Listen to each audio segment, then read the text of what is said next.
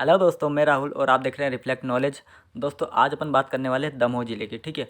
इसका क्या है कि ये मेरे मेरे नोट्स में से आपको नहीं मिलेगा, क्योंकि क्या है कि मैंने वीडियो बनाकर उसको देख लिया, लेकिन वो उसमें दिक्कत आ रही है थोड़ी। ठीक है। अपलोड करने के बाद उसमें थोड़ी सी दिक्कत आ रही है, इसलिए मैं आपको यहाँ से इसको बताने वाला हूँ। ठीक है। इसके अलावा जो इसमें जो जानकारी नहीं है ना, वो मैं आपको बता दूंगा, तो आप उसको नोट कर लेना। ठीक है। बाकी सारी जानकारी इसके अंदर है, और जो नहीं है वो एक्स्ट्रा वो मैं आपको बता दूंगा, तो उसको आप नोट कर लेना। ठीक है। चलो स्टार्ट करते हैं। तो अपना जो आपका दमोह ज़िला है आज का, ठीक है।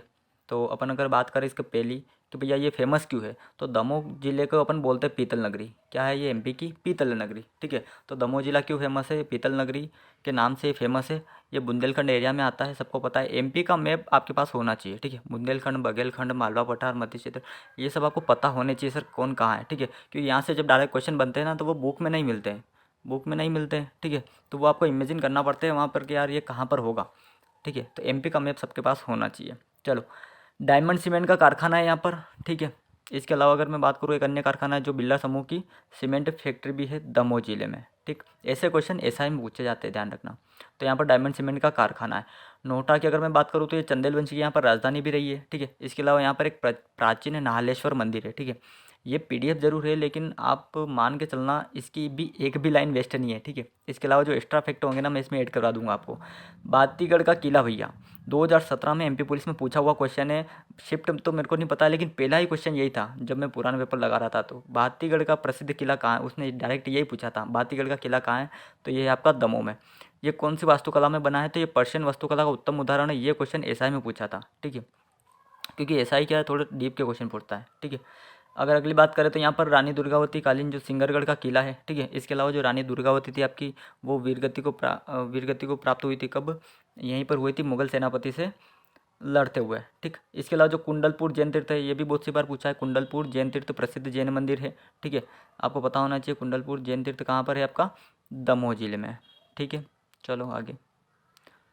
ठीक है। अब इतनी जानकारी इसके अंदर आपकी हो गई है। ठीक है। अब आपको नोट क्या करना है वो देख लो आप। ठीक है। सबसे पहले आपको लिखना है इसका औद्योगिक क्षेत्र क्या, कि भैया इसका औद्योगिक क्षेत्र क्या है।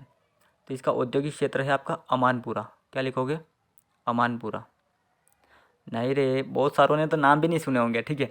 तो औद्योगिक जो क्षेत्र है इसका, वो क्या है आपका? अमानपुरा। एक तो इसको नोट कर लो। दूसरी बात ये नोट करो कि प्रदेश में सर्वाधिक बाल श्रम कहाँ पर है। क्या है? प्रदेश में सर्वाधिक जो बाल श्रम है वो कहाँ पर है आपका? वो भी आपका दमोह में है। ठीक। इसके अलावा भी आप नोट करो, एक और चीज़ नोट करो कि जो निदान कुंड जलप्रपात है। ठीक है। क्या है? निदान कुंड जलप्रपात।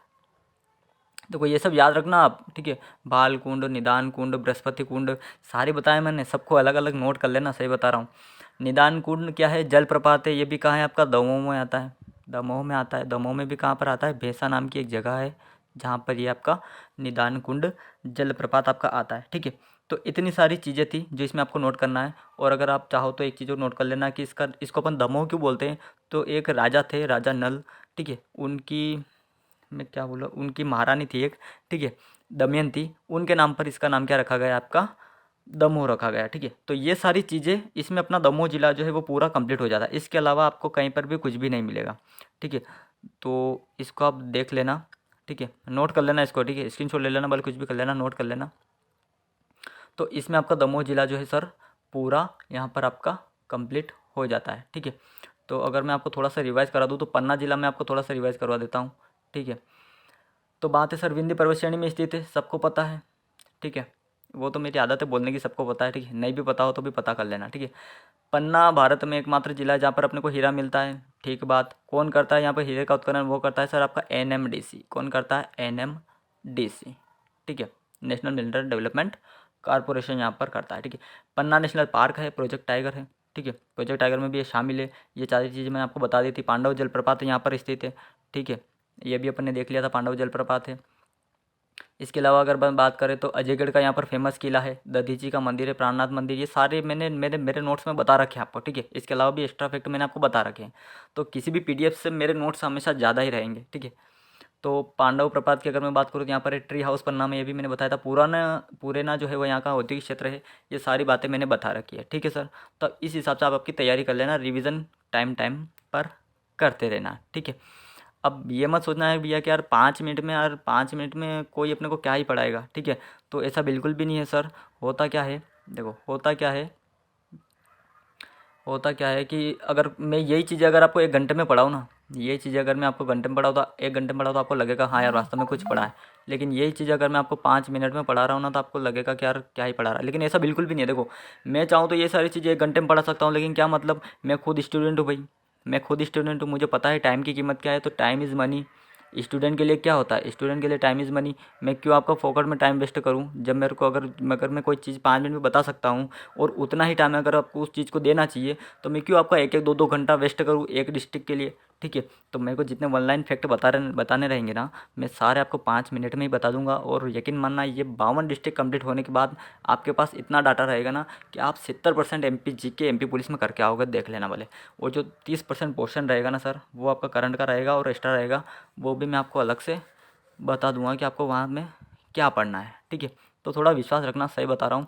बाकी आपके पास जो बुक है उससे पढ़ लेना, आपको हमेशा डाटा मेरा ज़्यादा ही मिलेगा और एग्जैक्ट डाटा मिलेगा, क्योंकि बहुत ढूंढ ढूंढ के गूगल कर करके ये लिख रखे हैं।